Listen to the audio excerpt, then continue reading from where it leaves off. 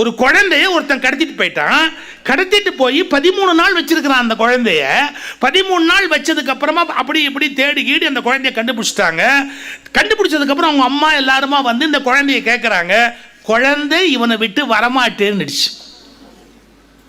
அப்போ அவங்க அம்மாவை விட இவன் பெட்டரா பார்த்துக்கிறான்னு அர்த்தம். அந்த ராட்சசிக்கு இவன் எவ்வளவோ தேவையில்ல.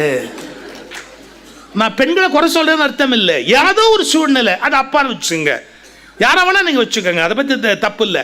அதாவது தன்னை பெற்று வளர்த்த ஒரு நபரை விட இவன் மேல அது 13 நாள் அன்பு காட்டி இருக்கு அப்படின்னா, அவளை விட இவன் அதிக அன்பு காட்டி இருந்தா மட்டும்தானே அந்த பாசம் வர முடியும்.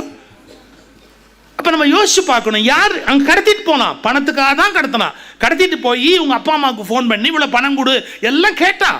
ஆனா என்ன நடந்து போச்சு? அந்த குழந்தையோட அப்படியே அட்டாச்சு. இதை விட பெரிய கழுத்தை கட்டிக்கிட்டு வரமாட்டேன்னு அழுது போலீஸ் அவனை அரெஸ்ட் பண்ணி கூட்டிட்டு போனோம். அவன் சொல்றான், ஜெயிலுக்கு போயிட்டு வந்து உன்னை பார்க்குறேன், கண்டிப்பா வர்றேன், உன்னை பார்க்கறதுக்கு நான் வீட்டுக்கு வர்றேன். கொஞ்சம் யோசிச்சு பாருங்க. அன்பு என்பது பிறப்பினாலோ உறவினாலோ இரத்த சம்பந்தத்தாலோ ஏற்படுவதல்ல. அன்பு என்பது ஒரு மனிதன் மனிதனாய் இருக்கிற போது இயல்பாக ஏற்படுவது. That is the true position. ஒரு மனிதனுடைய உண்மை இடம் நிலை என்ன அப்படின்னு கேட்டா அன்பு தான்.